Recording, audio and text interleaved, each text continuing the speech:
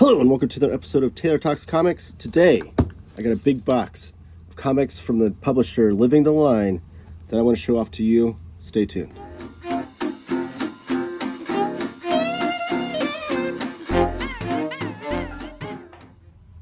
And we're back. And before we get to the unboxing part, a little preamble. This is The Strange Death of Alex Raymond, Living the Line presents. This is the first book that they ever published. And this came out, I believe, in, I want to say 2019, maybe 2021. But they've been working on it for years. This is the only book from Living the Line that I had previously to this unboxing. And this is a comic that was started off by Dave Sim of Cerebus fame, and then Carson Grubaugh finished it off, and they compiled it together and sold it as the first book through the Living the Line publishing company. And it tells the story of Alex Raymond and all the great classic comic strip artists, but not just that story, but it tells it through all these different types of artistic styles and kind of some metatextual stuff in here as well. Really, really fascinating book that I need to do a separate video on. But I just wanted to show that off because this is a big box of books from Living the Line. So Living the Line is a publisher I've wanted to try out more stuff from.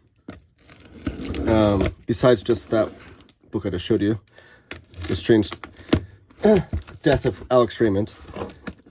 And on a recent haul video, which I'll link above, I did like a library haul, because I've been using my library for quite a bit to try out some new stuff. And I checked out a couple Living the Line books, and afterwards they reached out to me. They asked if I would want to try out some more of their books. And I said, heck yeah, I've been wanting to try out pretty much the whole line. So Living the Line is one of those kind of like, I call them like boutique art publishers. I think like art comic publishers, like independent one. You think like Fantagraphics or Drawn and Quarterly, that really put out special projects. They're curators of only special comics, and so they don't put out a lot of stuff, but what they do put out, it's like I think I compared it to like a punk rock label back in the day when you follow a certain label, anything that label puts out from any band is going to be good. That's kind of what I feel like Living the Line is, kind of like one of those, like they don't put out a lot of stuff, but the stuff they put out is all quality. And so they're, like I said, they're curators of great comics. And you can order stuff directly off their website as well. And I will link that down below. So it's a huge thank you, by the way. Huge thank you to Carson Grubaugh and Sean Michael Richardson, the two guys that run Living the Line, for sending this out. I'm so grateful, and I'll never take for granted anytime someone sends me books to show off on my channel. I appreciate that, and just the fact that anybody wants to even hear me talk about comics on my channel is always a huge humbling experience. But the fact that there's some publishers that appreciate the content enough to send me some books is always amazing. So the first book I just pulled out of the box is Erik Kriek. Sorry if I butchered his name. The Exile. This is a book that looked beautiful. It came out, I want to say last year, the year before. And again, there's just so many comics and stuff coming out these days, it's hard to keep up with them. So when I tell you that Living the Line is always a publisher I've wanted to try, I mean that earnestly. It's just been hard to get around to it and prioritize what books are coming out and that kind of thing. So it's awesome that now I'm having this opportunity to check these out. And this is the last of these, you'll see these books too. I'm just showing off my first impressions of the books, and then when I read them, I'm going to do a separate video on all these books too, just to give them their own due. So this is The Exile by Erik Kriek. Got a cool bookmark that came with it. I value bookmarks so much. I have a huge collection of them. I'm always reading like 15 different comics at once, so I need all the bookmarks I can get. And those are the end papers there. Looks awesome. And this is a hardcover, if you didn't notice. The glossy finish on the cover. Looks like we got a family tree in here to start off with. A little bit of forward. And Erik, I think he has a new book coming out with Living the Line next year, early in the spring, I believe. So it'll be cool that if I dig this comic, which I can already tell I'm going to, that I can pick up his next one. Yeah, this art is absolutely amazing. I love the lettering already, right away. Yeah, this is going to be really, really cool. So the blurb on the back, after 7 years of exile, battle-hardened Halstein Thordsson returns home to Iceland only to find that old wounds haven't healed. Stepmother Solveig and his half-brother Otar are besieged by wood thieves, directed by her unwelcome suitor, Einor. The exile's presence disrupts the delicate balance and threatens to tip all of Iceland into violence. So it's a decade-spanning epic, equal parts action, western, and family drama, with a surprising story of violence and consequences at its core. Yeah, I can already tell you I love it. It's on really nice matte paper, too. I love the lettering with, there's no holding line on the word balloons. Looks really cool. His artwork is just really, really awesome. Yeah, I'm going to love this. The artwork almost kind of reminds me a little bit of like a Jack Davis, who's one of my favorite EC artists. And I love like how there's just like the 3 or 4 colors in the process too, to really highlight and punctuate some of the storytelling elements. Yeah, it's gonna be really, really cool. So that is The Exile by Erik Kriek. Let's see what's next.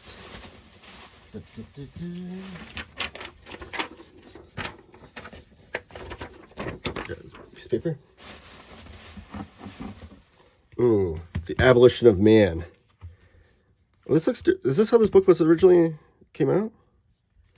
I know this was getting a deluxe hardcover, but I haven't seen it. I haven't seen it in person, so this is the first time I've seen it in person, and it looks beautiful. It's got like a faux leather finish to it with all the gold foil on it. So this is a controversial book. I can already tell when I do this video it's going to be controversial. And it's controversial for all the right reasons, I believe. So you can see the credits here on the gold foil. Let me try to get it in the glare. Carson Grubaugh, Sean Michael Robinson. I'm sorry. Sean Michael Robinson is the other gentleman that runs Living the Line. I'm so sorry for getting your name wrong earlier. So it's Carson Grubaugh and Sean Michael Robinson. Luciano Floridi and Midjourney AI is the other credit on this. Because this is the first ever completely AI comic. You got some blurbs on here from Dave McKean, Jim Rugg, J.H. Williams. Google Bard AI has a blurb. And Alex Ross. So, before you shut off the channel already because you're mad that I have an AI comic on here, I think it's an important topic. And I'm going to talk about this more when I actually go through this comic. I saw this comic on the stands because they released it in single issues. I believe it was it 6 issues or 5? Let me see if it says in the indicia here. Part 1, 2. Yeah, it was either 5 or 6 issues. I can't remember. But it was released in single issues first on the stands, and my comic shop always had it. And I was very curious about it, but it's like the AI art, so it's like taboo, the kind of taboo topic that people don't really, want to discuss in comics. But I think it's one of those things that I think is an important conversation to have, and the reason why I want to read this comic and figure out what it's all about. I'm hoping there's some back matter in here as well from Carson Grubaugh about the process of this, is because AI art is not going to go away. No matter how much we ignore it or try to wish it out of existence as comic book fans and art fans, AI art is not, it's here for the taking. So why not try to make an understanding of it and try to figure out what it's about and what's going on, and then maybe go from there. I don't know. It's an interesting conversation. It's not one that I have the answers to, right or wrong. I don't even know if there is a right or wrong answer to this, having this in my possession at this moment, or reading this, or showcasing on my channel. But it is an enlightening conversation regardless. So what Carson Grubaugh did, I believe, was, oh, here it is. He fed the C.S. Lewis essay, The Abolition of Man, one sentence at a time through the Midjourney AI program. and using that helped or made the comic based on what the AI was coming up with. And it's interesting that Dave McKean was part of, not part of this process of this book, but part of the process of the conversation about AI art. I know they did an interview on Living the Line with Dave McKean about his thoughts on it. And so, and you can just see like some of the, even the imagery of the covers and whatnot kind of evoke a Dave McKean kind of look to it. And I love that it's the Abolition of Man, the C.S. Lewis story, because it's kind of fitting that kind of bleak abolition of comics, abolition of man, abolition of art kind of conversation that this all entails. So yeah, this is a book that is surreal that it even exists, and I can't wait to read it and see how I feel afterwards about it. Maybe what kind of content and conversation I can come up with for everybody else. Okay, this is what I'm kind of hoping for. I think it would have been, I don't want to say a crime, but for Carson Grubaugh to do this project, because Carson Grubaugh is an artist in his own right. I just showed off the project that he worked on with Dave Sim. And he's also, I think, an art teacher and obviously an art critic of sorts, because Living the Line has their own YouTube channel as well. Go subscribe to that. And subscribe to my channel too, by the way. Hit that subscribe button. I really appreciate that. I'm on my road to 3,000 subscribers. So any sort of help you can give me in that would be beneficial. And watch the video to the end and comment and give the video a thumbs up. Those things all help the YouTube algorithm understand that people like this content, and they'll put it in front of eyes of other people that have not discovered the channel yet. But I digress.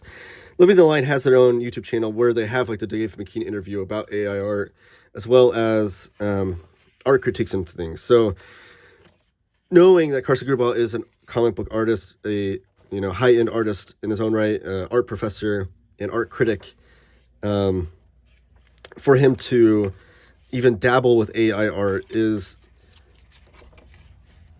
some people would say dangerous, irresponsible, whatever, but the fact that there's essays about him writing about AI art is maybe the most interesting part about this book to me. Just seeing like what his experience was with AI art and how he feels about it now after the fact. And yeah, it's an interesting topic, and the way technology moves, the speed of it. Right away when AI art became a thing, we could recognize, oh, that person has like 12 fingers. Like, of course, that's AI art because it's easy to point out. But it's now advanced so fast that it's becoming harder and harder to detect. So, yeah, just super interesting book, and I can't wait to try it out. But I didn't know that faux leather look to it too. On the solicits, I saw pictures of it though, and this actually looks better than I even imagined. So, The Abolition of Man is the second book.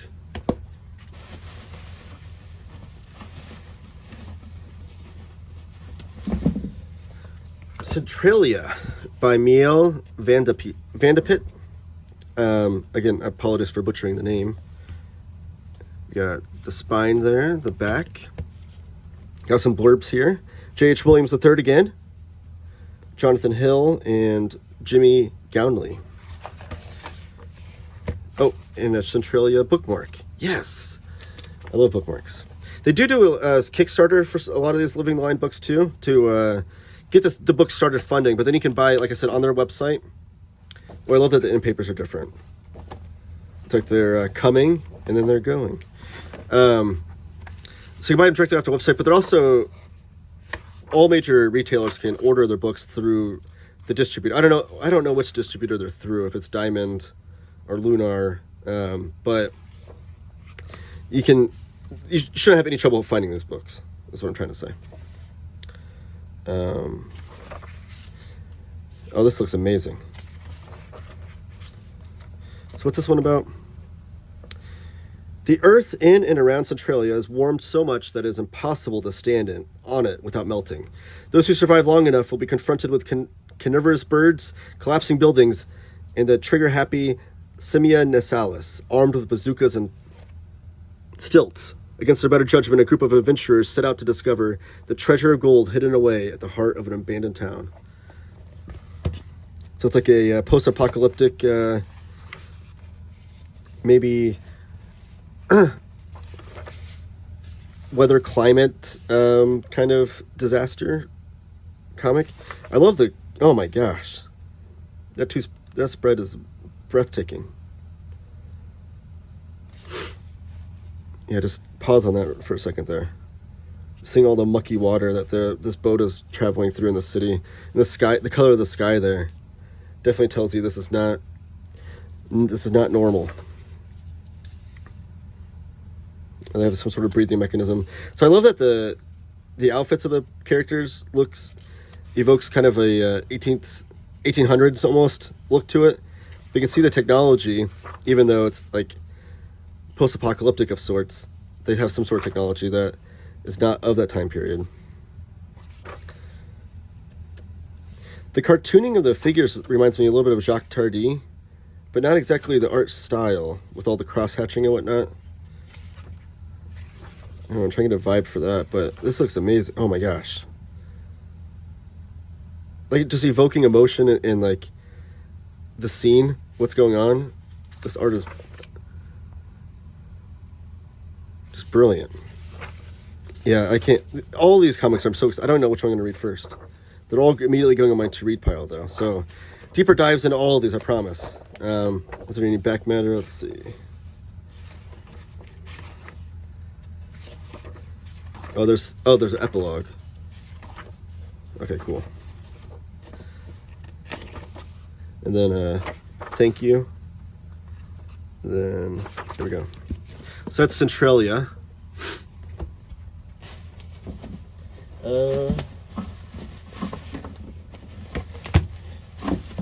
Ooh, thank you again so much, Carson and Michael. This is amazing. So Moonray, volumes 1 and 2, or book 1 and 2.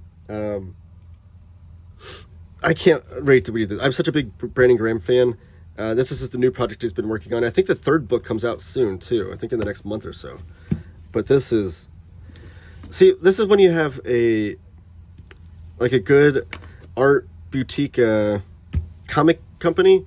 You know you're gonna get good book design. Like, that looks great on the shelf right there. Look at that. Moonray 1, 2, Brandon Graham and Xurxo G. Penalta, living the line at the bottom there. Yeah, this is amazing. So let's go through book 1 first. I showed off book 1 on my... Oh, some stuff popped out of there. So a cool sticker there and a Moonray bookmark. I love Brandon Graham's art. It's so cool. I showed off book 1 on my... Oh, there's another bookmark. Oh my gosh. So many cool bookmarks. Thank you so much, guys. I showed Brandon Graham... Sorry. I keep repeating myself. I showed off volume 1 on my library haul. And I've already started diving into it. So this is amazing. I can't wait to do a video on both of these. Probably just do one big video on them. So when I first went through it, I was dumb, and when I was doing my library haul, and I was like, oh, this looks like a different art style. But I'm assuming now that this, when the art looks like this, it's Xurxo G. Penalta. And this other art is Brandon Graham. I mean, it's obviously Brandon Graham right there. But no, Brandon Graham's series, like Rain Like Hammers, is one that I love. And I'm trying to think of the other one. He was a writer on the Prophet reboot kind of series on here it is, Prophet King City. King City is the one that I love. There's so much like fun wordplay in that series. And then Rain Like Hammers is the one that he did with Image most recently. But yeah, Brandon Graham, his art style, definitely you see the Mobius influence there with the Claire Lignet style. But like, it's also so totally Brandon Graham. Like, he's had a style come onto his own, even with the inspiration of a Mobius. And that's why I love when artists, you can see like who their clear influences, but also where they've gone on there on their own. So here's book 2. Got an introduction by Sylvain Despretz. Yeah, I cannot wait to dive into this. dive back into volume 1 and then read volume 2. Braden Graham's actually an excellent follow on social media as well, especially on Instagram. He's always sharing like what other comics and stuff he's reading, and manga and stuff that he's reading. And yeah, so I highly recommend following him. But yes, Moonray book 1 and 2. Can't wait to dive into those. I'll definitely be showing those off. I got 2 more for you. Plaza by Yokoyama Yuichi. Yokoyama Yuichi, yeah. Plaza. This is their first manga release for Living the Line. And it's this big, like, I love this big kind of treasury edition almost size look to it. And I love the design of the lettering that says Plaza on it. So this reads right to left. And I know almost nothing about this besides seeing some of the interior previews that they've shared on Previews World and on their own website.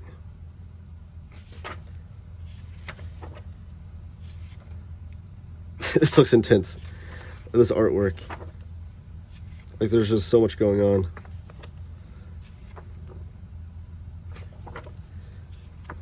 Yeah, this is going to be amazing to just pour over each of these panels and look through it.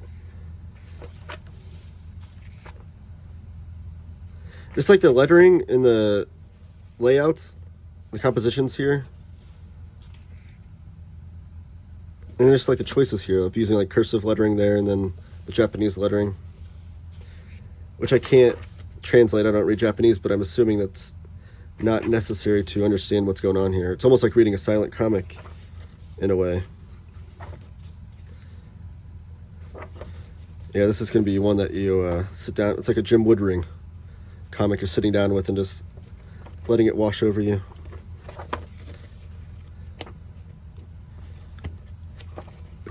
Oh, and another bookmark. Amazing. So this came out in 2022. Yeah, that's gonna be awesome. And then the most recent manga they released is this one. So I showed off Her Frankenstein. I'm gonna move this one down a little bit. On my library haul. Yeah.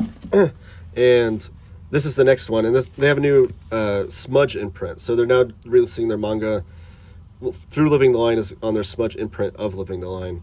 This one's called UFO Mushroom Invasion. Oh, it came with a sticker. It's amazing. It looks like an alien with a mushroom coming out of him. And then a smudge sticker. I've been looking for more stickers for my laptop, so that's really cool. It's going to be covered in Living the Line stickers. And the artwork, this just came out. Like, this just came out in the last week or so. I think the backers just received this, so... And it's a horror sci-fi manga, which anything horror and sci-fi is right up my alley. It's like my favorite subgenre of horror. Anything that's like sci-fi or even surreal, which it seems to be. So this came out, this is from 1976, 1986. And it's a classic manga being translated for the first time. And who's the translator? Ryan Holmberg. Ryan Holmberg, yeah. Very frequent manga translator. And I love classic manga, so this is really cool that this is actually from the 70s or 80s. Holy crap. Yeah, this is going to be amazing. And see, that's what I love about the fact that Living Line exists, because when they're looking for classic manga, like they're going out and finding the coolest, like weirdest stuff that hasn't been translated before to find. They're not just going to find like your classic shonen manga that looks like every other shonen manga. Like it's going to be some weird stuff that looks different, stands out. Yeah, this artwork this is so up my alley. It's like evoking classic like 50s sci-fi B movies and stuff. Oh man, this is going to be a fun read, I can already tell. Yeah, sci-fi horror, surreal horror, those are totally my thing. Yeah, this is amazing.